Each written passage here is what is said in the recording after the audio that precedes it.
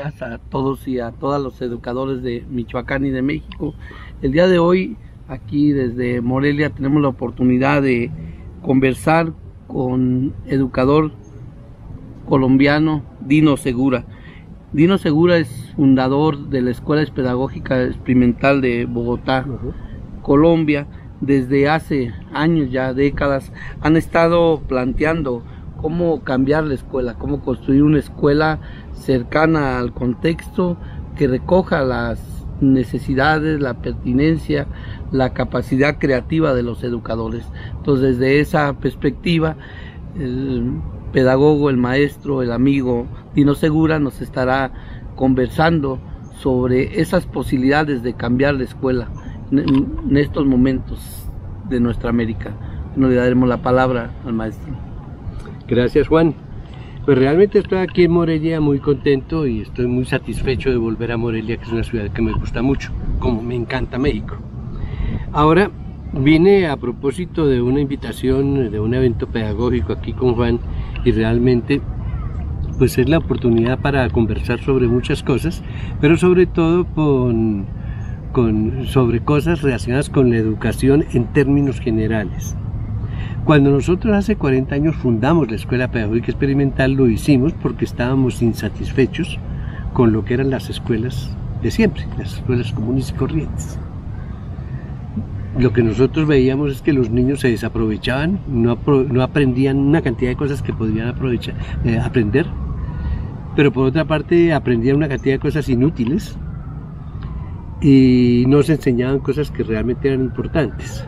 Entonces nosotros empezamos a construir una escuela que de alguna manera satisficiera esas expectativas, y en la medida en que avanzamos fuimos encontrando otras cosas.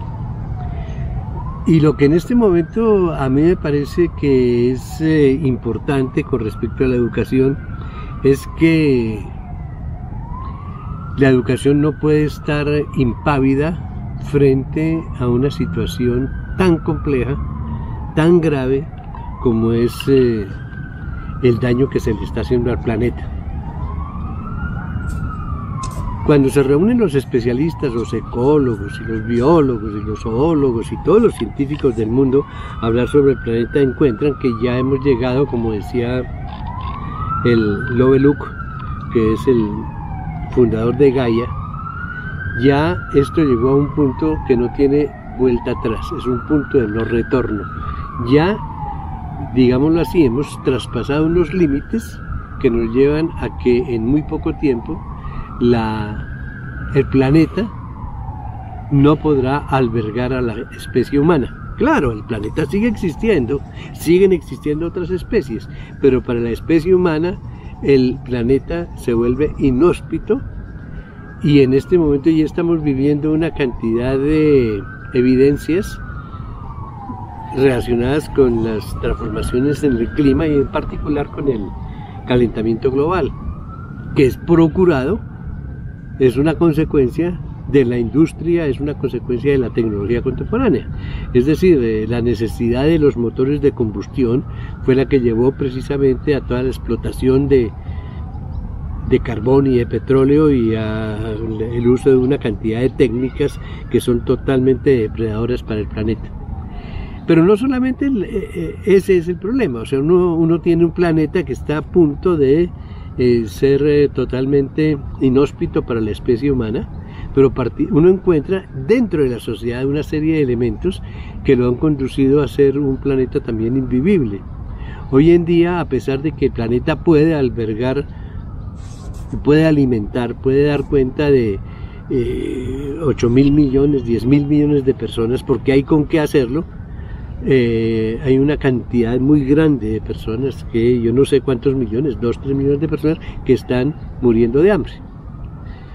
Y la miseria es absolutamente inocultable en una gran cantidad de países de africanos, pero también a países americanos.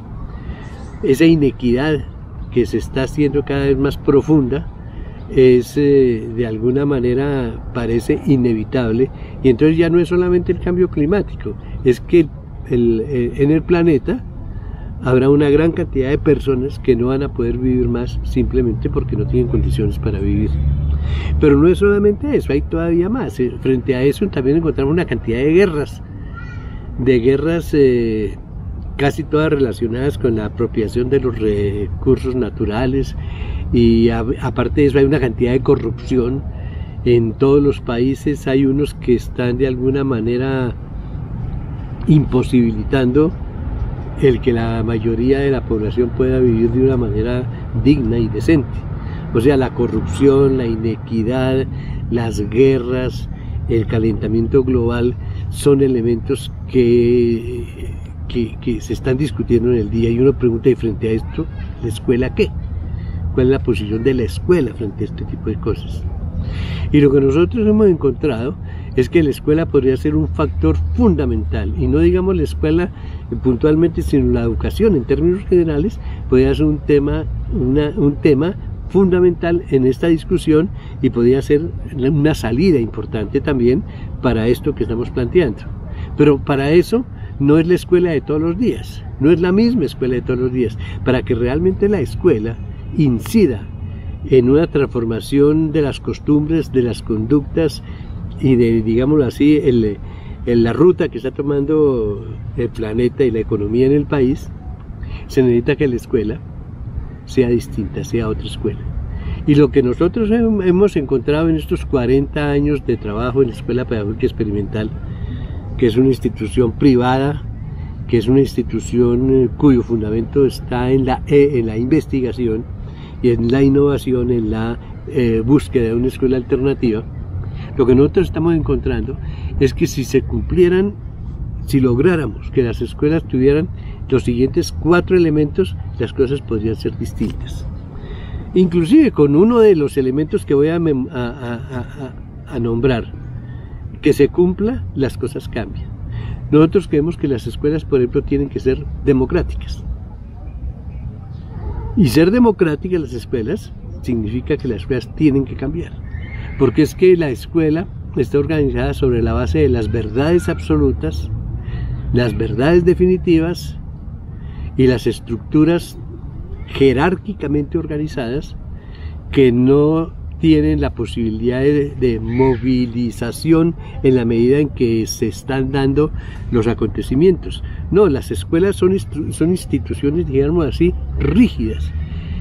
Von Foster diría que sería una máquina trivial la escuela, que sigue funcionando y no aprende nunca, sino que sigue funcionando y siempre seguirá funcionando de la misma manera. Y realmente en los 40 años que nosotros hemos estado bien cerca de la escuela en general se ha mantenido la misma, y la característica fundamental de esa escuela que yo estoy criticando es que la escuela está basada en la obediencia. En la escuela, para que las escuelas funcionen, los rectores tienen que ser obedientes, los maestros deben ser obedientes y consiguientemente los niños son obedientes. Cada quien tiene sus niveles de autoridad y cada quien tiene sus niveles de control, y la escuela se mueve dinámicamente dentro de esa perspectiva de la obediencia.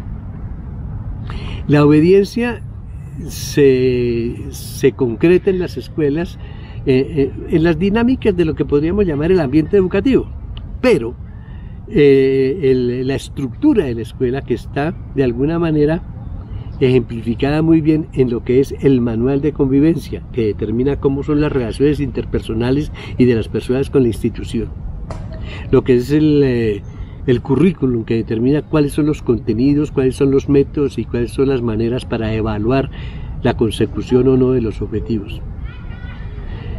Entonces tenemos el manual de convivencia por una parte, por otra parte el currículum, y por otra parte, diría yo, las dinámicas usuales de trabajo en la escuela, en donde siempre hay alguien que manda y alguien que obedece. Yo podría decir en este momento que la escuela, la de hoy, las de hace 20 años, la de hace 40 años, casi que todas las escuelas que han existido fundamentalmente se basan en la obediencia. Es posible que la gente aprenda sobre las guerras, sobre los compuestos químicos, sobre las factorizaciones en matemáticas, sobre lo que sea, pero todo eso se olvida muy pronto. Pero nunca se olvidan que hay que ser obedientes, y la gente sigue siendo obediente. Y son obedientes a todo lo que está prescrito por una parte, y siempre están buscando a alguien a quien hacerle caso, por decirlo de alguna manera. Entonces la obediencia es la dificultad más grande para que en la escuela haya creatividad, porque como las cosas ya están resueltas, no hay que buscar más. Como ya se saben las explicaciones, no hay que buscar otra explicación. Como ya se sabe cómo se hacen las cosas, ¿para qué buscamos cómo hacerlas de una manera distinta? Entonces la creatividad se convierte en una rareza en las escuelas. Nosotros tenemos niños a los cuales se les ha cortado, digamos así, la posibilidad de ser creativos, y eso va también con la invención, pero eso también va con otra cosa que es muy elemental, y es que la obediencia de alguna manera tiene un trasfondo de autoritarismo. La obediencia es la responsable de que en la escuela no exista democracia. O sea, la escuela no es demócrata. Ya lo decía así yo hace un momento yo decía, en la escuela siempre alguien está dando órdenes, siempre alguien está obedeciendo. Y esas jerarquías y esas formas de dinamizar y de organizar y estructurar las instituciones a partir de la obediencia no permiten que haya democracia. Entonces, por una parte, la democracia no existe y con ella no hay participación. Pero por otra parte, la creatividad no existe y con eso no hay invención, no hay novedad, nada de eso. En esas condiciones la escuela se convierte en una institución absolutamente estéril, ¿sí? Porque no puede dinamizar las posibilidades de realización de los niños, de los estudiantes, tampoco puede organizar un ambiente en el cual la gente aprenda a ser demócrata, porque ser demócrata no quiere decir que vaya a las elecciones y vote. Ser demócrata es estar en la capacidad de establecer una discusión con otras personas buscando soluciones para un problema que comparten. Cuando las personas comparten un problema y todas se reúnen a tratar de solucionarlo y existe la posibilidad de llegar a acuerdos para buscar soluciones, se está hablando de democracia. No se habla de democracia cuando alguien emite una ley y todos la obedecen. No, la democracia es la búsqueda precisamente de esas normas. La democracia es la búsqueda de ese ambiente en el cual todos pueden participar para solucionar los problemas. Y por ahí es por donde yo creo que podemos pensar en una escuela distinta que realmente le dé salida a estas preguntas que al principio estábamos planteando, que tienen que ver con el calentamiento global, con la corrupción, con las guerras y con las injusticias y con la inequidad que se está viviendo en el mundo. La democracia, ese es el primer factor. Hay otros factores que de los cuales también podríamos hablar, pero no sé si...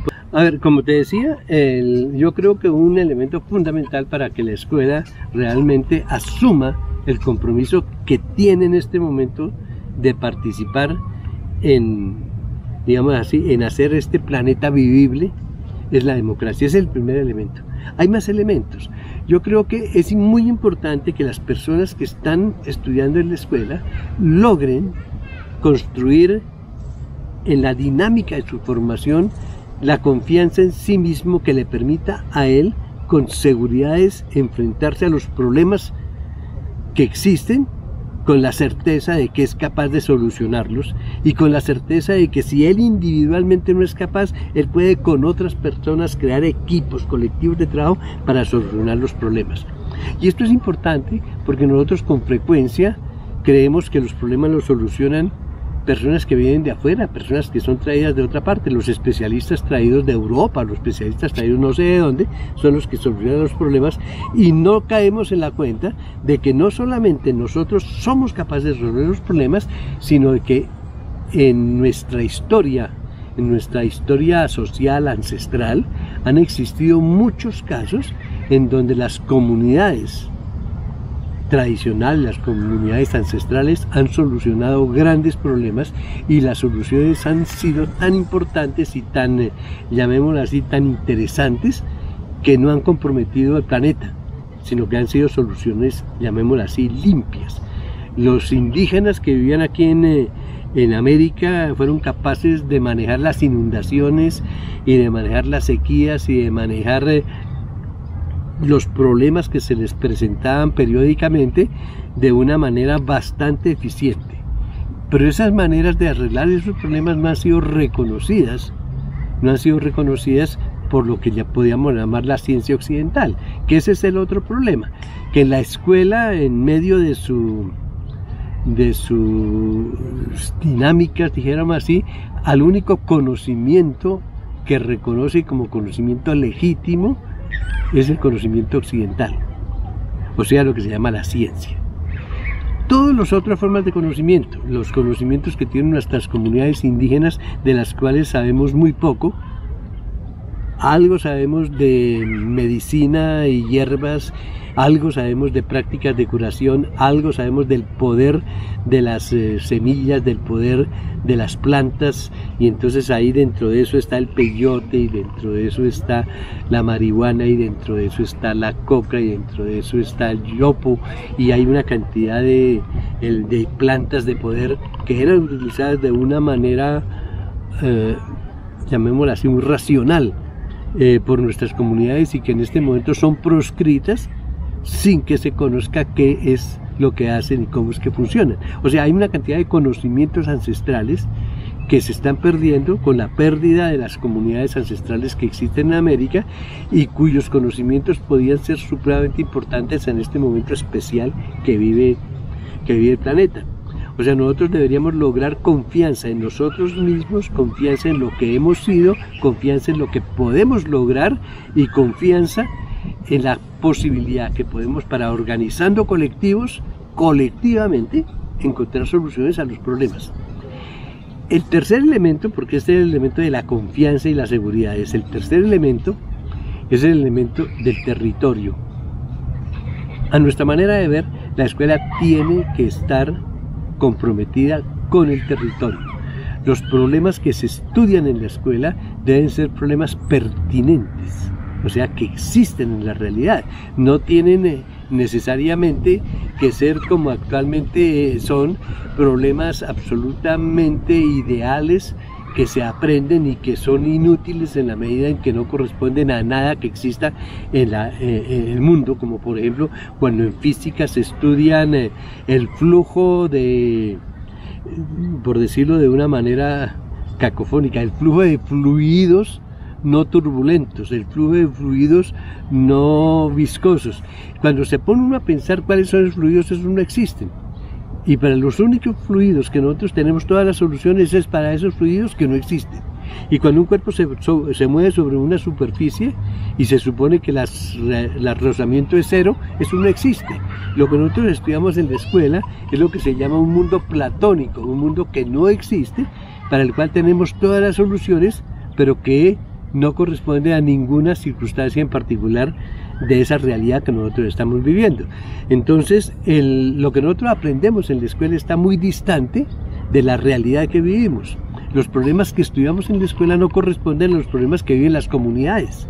Entonces no existe un vínculo entre la comunidad exterior a la escuela y la escuela, que sería muy interesante porque permitiría que hubiese un flujo de la comunidad a la escuela, porque hay saberes de la comunidad que pueden aprovecharse en la escuela de una manera muy eficaz, y aparte de eso muy fácil, porque provienen de la misma comunidad, y hay relaciones también de la comunidad hacia la escuela en la medida en que se pueden elegir problemas de la comunidad para que sean el objeto de estudio de la escuela. O sea, la escuela puede contribuir a la comunidad en la búsqueda de solución a los problemas, y la comunidad puede contribuir con la escuela en la medida en que comunica, en que deja conocer a través de ese vínculo los saberes tradicionales, los saberes ancestrales que existen en el territorio. O sea, yo creo que la escuela debe estar comprometida con los problemas del entorno, y los problemas del entorno son todos los problemas, porque hay un entorno que es muy cercano, que es la escuela misma, hay un entorno que es un poco más distante, que es la comunidad, hay un entorno que es el país, pero el planeta mismo es un entorno en el cual está la escuela.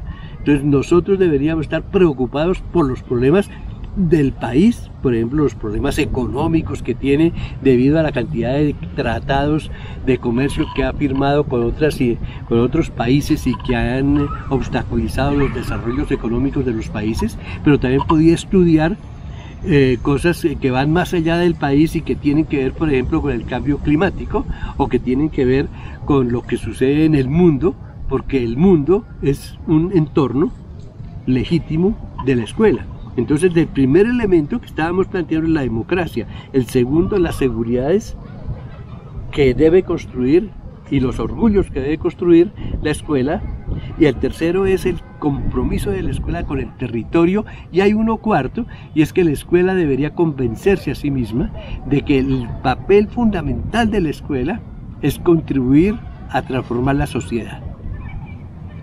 O sea, la sociedad no se va a cambiar con los decretos que se aprueben en los congresos de los diferentes países.